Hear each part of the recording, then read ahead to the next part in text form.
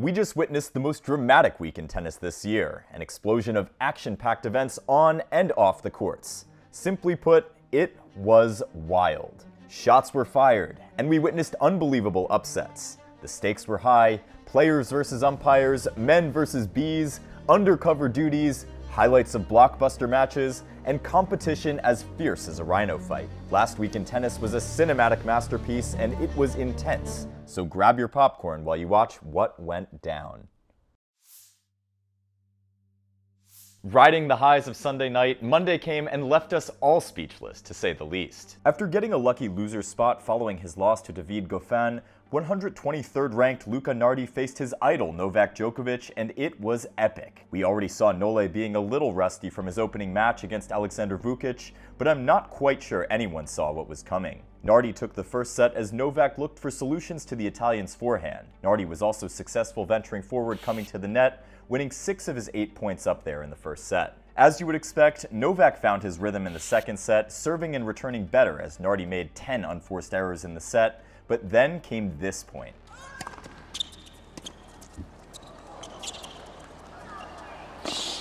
Nardi, thinking the ball was out, got confused for a second and hesitated, which then confused Novak and made him upset. Novak thought it should have been a hindrance, but the umpire, to his credit, stood his ground. If he were to come up saying out or pointing out or something along those lines, then yes, I would agree with you 100%. Although Novak went on to win the set, Nardi then went beast mode on his forehand in the third to obliterate Novak. I mean, look at this play right here.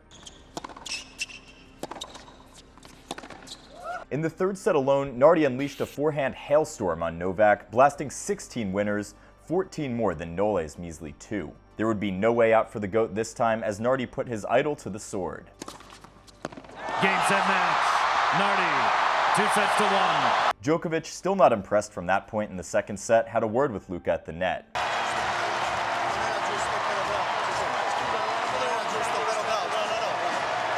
And many fans weren't happy with the Serbian for ruining the moment for Nardi, and it's easy to understand why. From being a young boy who idolized Novak, hanging up pictures of him in his bedroom, to growing up to beat his idol a decade later, it was truly the moment of his career for Nardi in what was one of the craziest upsets in recent history. Nardi didn't even know who he was playing next because he was equally surprised, as were we. On a side note, 5 of Novak's last 9 losses have now come from Italian players. Someone called the Italian Tennis Federation for some answers.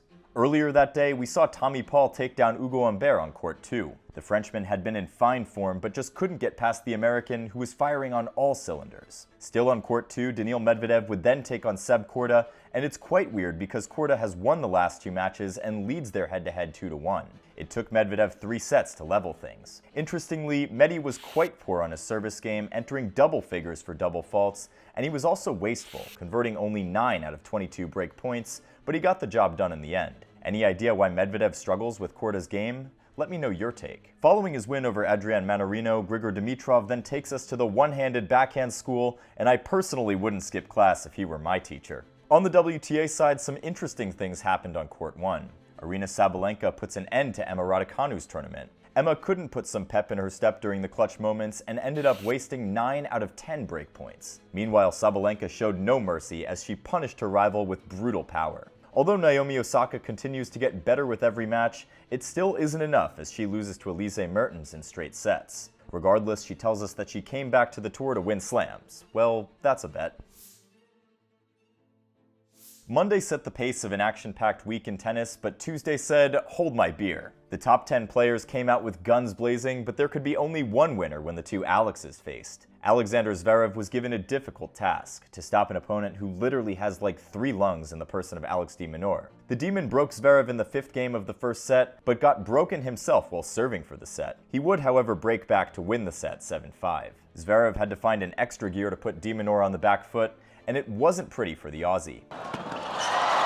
Oh my goodness. Oh, he's taking a tumble. I think he's fine. De Minaur plays a scrappy second set and loses 6-2, but gets better in the third. Although he loses this point, just look how fast de Minaur gets to these balls.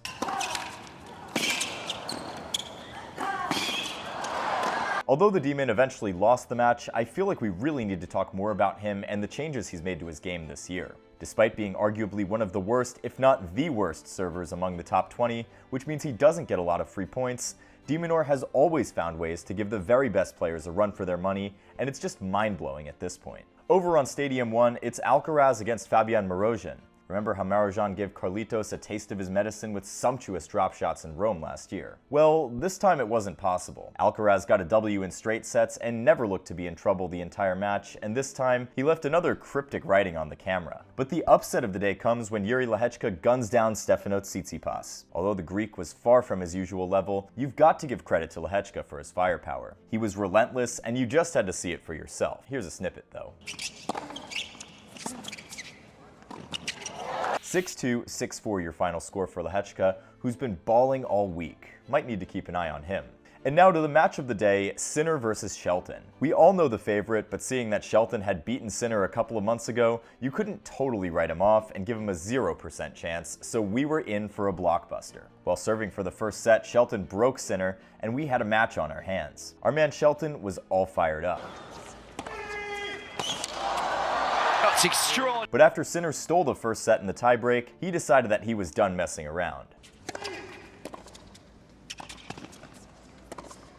Sinner served Shelton a breadstick in the second, but that doesn't mean we didn't get to see some moments of brilliance from Shelton, like this pass right here, and this forehand return as well. However, when the clutch time came, it was the Italian who held all the cards. And with that, Sinner became the first man born in the 2000s to win 150 career matches on hard courts. Truly, the Fox is leading for the new generation. Somewhere on the Challenger Tour, Matteo Berrettini gets his first win since the US Open at the tournament in Phoenix. Elsewhere, Simona Halep already starts swinging ahead of Miami as she looks to make her comeback to the WTA Tour. So although Tuesday was insane, it was nothing compared to what we were about to witness the following day. Wait, who do people say you look like? I don't know. I know. No. Sinner. Yes, for sure. Wednesday brought a cocktail of chaos and brilliant acting. The tours decided to feed us with yet another showpiece, and this time it was even more impressive. Andrei Rublev, whom we now know as Jannik Sinner, acted amazingly in his security job. However, Holger Rune sent us rolling on the floor as he looked out of sorts in his merch store employee role. I mean, how about this for a response? What is the difference with the hand towel? It's for the hands. I think you'll love it.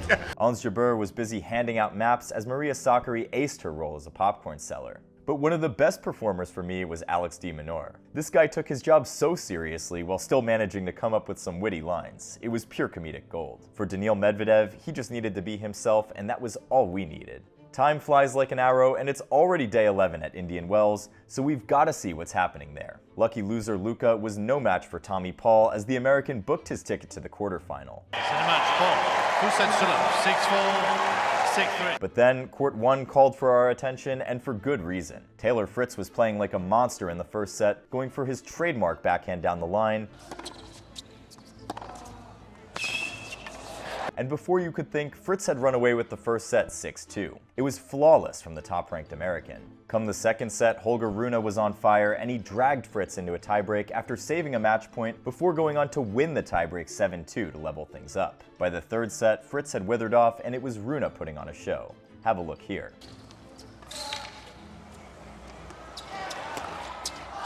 In the end, it would be a painful loss for Fritz. We just made a deep dive on Taylor Fritz's game, and I'm happy to see that you guys absolutely loved it. I enjoyed checking out your hot takes and opinions about him. And by popular demand, I'll be doing one on Casper Ruud next in the coming days, and then continue doing more on the other players you all suggested. In the other matches, Daniil Medvedev decided to make passing shots from the parking lot against Grigor Dimitrov. The Russian was too hot to handle for Grigor, and it was a straight sets win for him. Casper Ruud then went the distance against Lamont. Monfils, as usual, was chasing balls like a 20-year-old, moving with lightning speed and unreal anticipation. But Ruud then decided to show off, putting on a forehand clinic. The match went the distance, however, it was Ruud who came out on top. Moving on to the WTA, we were left speechless. Emma Navarro had world number 2 Aryna Sabalenka on the ropes as she stole the first set. Navarro's defense was the epitome of beauty, and she continued to make Sabalenka play the extra ball. Not going down easily, Sabalenka stormed back to seize the second set, but all her efforts couldn't save her from Navarro. Navarro caused the upset of the day, earning the biggest win of her life, and mark my words guys, she's here to stay. I made a reference to her last week, and now we're seeing it play out. At this point, Navarro has won more matches than anyone on the WTA Tour this season. Meanwhile, Coco Gauff decided to be greedy with points on her birthday, leaving only 2 games for Elise Mertens. 6-love, 6-2 for Gauff, a dominant win for the birthday girl. Coco's mom got in on the action as she celebrated her daughter's first win as a 20-year-old. Maria Sakkari and ATX Open champion Yuan Yue both continued their fine form as they earned W's over solid opponents. And hey, we'll be hearing from Yuan in just a few weeks on the first episode of Courtside that's coming out right here on the channel. Off the courts, Roger Federer and Maria Sharapova meet up at a launch dinner, and all we can see is 25 Grand Slams in one photo. Thursday in the tennis world brought with it a roller coaster of emotions in the California desert. We're used to the rain-stopping play, but this time it was bees during Alcaraz's match against Alexander Zverev. Honeybees clashed with humans, and the bees came out on top. One of the members of the giant swarm even had a go at Alcaraz, and it was one of the weirdest things we've seen in a tennis match. In the end, a professional bee remover turned out to be the hero of the day as he safely handled the bees, and he gets bonus points for some A1 fashion style too. Carlitos then decided to channel his fear of bees into a relentless domination against Zverev. Zverev couldn't touch Alcaraz and failed to generate even a single break point all match. Alcaraz, on the other hand, continued to hammer shots down like he was forging a new era of tennis with every ground stroke, and it was a thing of beauty. 6-3, 6-1 your final score. With that win, Carlos reached 50 ATP Masters 1000 win. Only one man in history was able to achieve more than Carlitos, and I'm pretty sure you know who that is already. So it wasn't surprising to see the Italian going full beast mode against Lehechka to win in straight sets.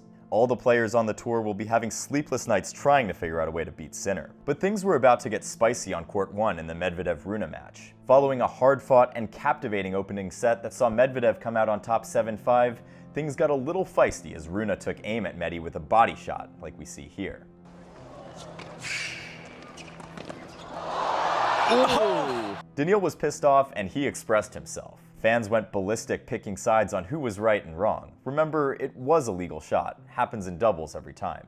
Going for the body was arguably the smartest thing to do because Daniil has such a long wingspan and can reach balls from both sides, but while it wasn't wrong, many fans felt like the way Rune went about it was quite disrespectful. Nevertheless, Medvedev closed out the second set 6-4. After the match, Medvedev asked for an apology, but Rune wouldn't budge. I didn't hear you say sorry. There's no reason to talk about it. There's no reason to talk about it. But it's okay. Sorry, man. Although it appeared that Rune did actually try to apologize immediately after the point, some fans felt that it was half-hearted and not genuine, but let me know your thoughts about the situation. Meanwhile, Tommy Paul would then get a huge win over Casper Ruud in 3 sets to complete the semifinal lineup. Tommy Paul is now the last American man standing. He doesn't quite always get the attention, but we know that he's one heck of a player. Over on the WTA side, more drama awaits us. Caroline Wozniacki retires in her quarterfinal match against Iga Swiatek. Iga was down 1-4, but went on to win 5 consecutive games before Wozniacki retired in the second set due to a toe injury. Coco Gauff then ended Yuan Yue's impressive quarterfinal run. At the same time, Maria Sakkari stopped Emma Navarro in 3 sets, and it looks like the change of coach might have saved the day for Sakkari, as she now has a renewed sense of strength and confidence once again. Navarro didn't put a foot wrong as she took the first set. Oh, what a way! Would then take Sakkari a total of 8 set points to finally level the match in the second, and come the third, Sakkari was anything but ordinary as she earned a hard-fought victory over the American. For Sakkari, she's now made the semifinal of Indian Wells for a 3rd time in a row, and you can tell that it's obviously one of her favorite tournaments. The day ends on a sad note though, as we hear that Novak Djokovic won't be playing in Miami. Friday in the tennis world was nothing to sneeze at. Lorenzo Musetti and his girlfriend Veronica welcomed their baby, and now we have a new dad on tour. Congratulations to both. Earlier in the day, Roger Federer told us that he doesn't really miss tennis because he knew he emptied the tank. With no action on the men's side, our focus is 100% on the WTA. It's the semis here in the desert, and Iga Swiatek puts on a flawless performance against Marta Kostyuk to regain her lead as the player with the most wins on the WTA Tour this season. 6-2, 6-1.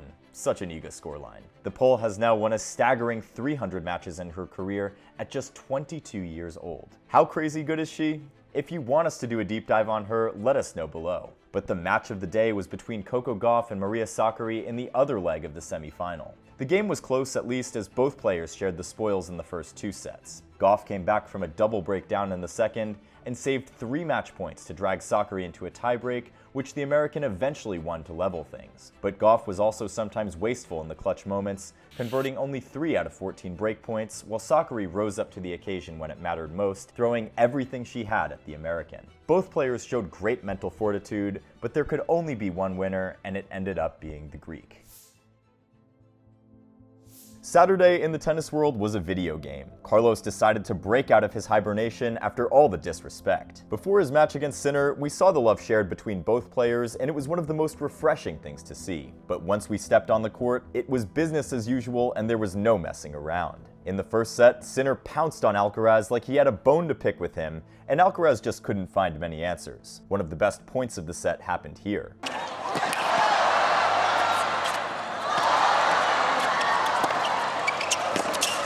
Sinner took the first set 6-1 and was cruising to victory, and Carlos was seeing his number 2 spot slip out of his grasp, so in the second set he decided to show Sinner that he could play tennis too. Both players decided to play a video game and give us one of the points of the tournament right here.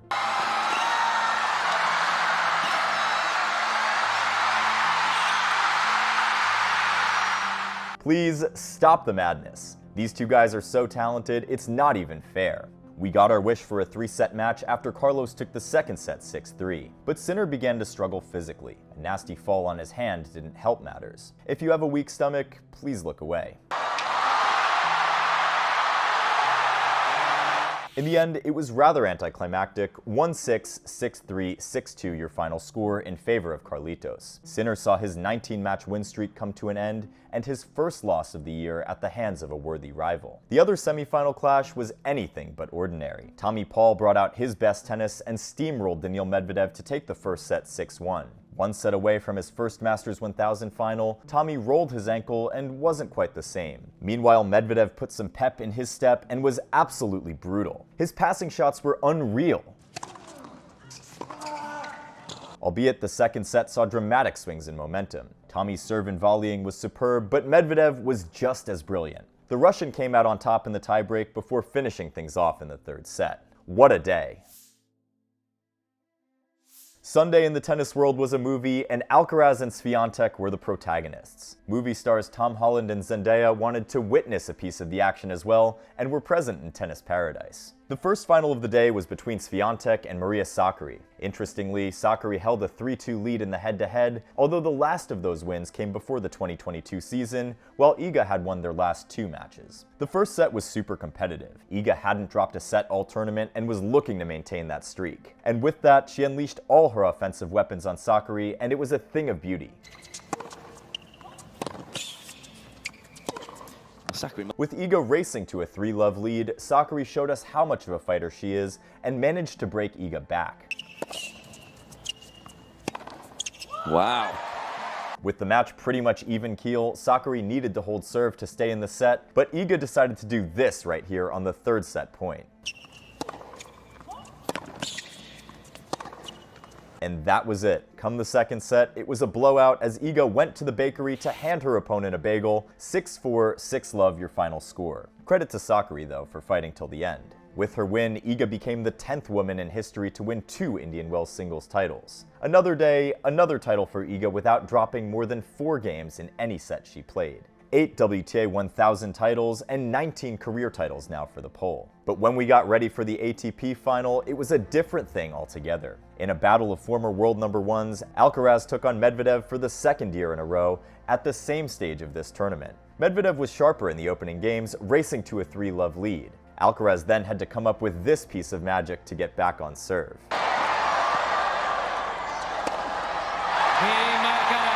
At 4-all in the first set, Alcaraz decided that it was time to give us a treat.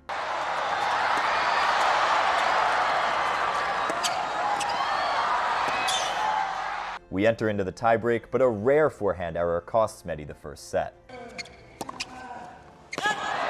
Just like how it played out in the WTA final, the second set was a blowout. Not because Medvedev played badly, but just because Alcaraz unlocked new levels of his game. Level 1, and level 2. Just like that, the match was put to bed. Carlos had become the first man to defend his Indian Wells title since Novak Djokovic accomplished the feat from 2014 to 2016. The last 8 to 9 months had been a pretty barren spell for Alcaraz, and people had begun to question him. Carlitos was low on confidence coming into the tournament, but guess who's back to cementing his name among the greats? Daniil's post-match interview was as captivating and funny as ever. It's definitely your court. You like it here. Congrats to you. I love tennis. I'm going to continue playing it, but when you're not happy, sometimes you say stupid things. And no doubt he would be proud of himself for his performance. Off the court, Novak Djokovic and LeBron James link up in LA, and here's what longevity looks like in a picture. Last week at Indian Wells was one of the craziest weeks we've seen in a while, and as we pack our bags to prepare for the next leg of the Sunshine Double in Miami, you can only imagine what awaits us there. But you can keep up with the action by hitting the subscribe button. And if you missed out on last week's recap, I've got you covered right here.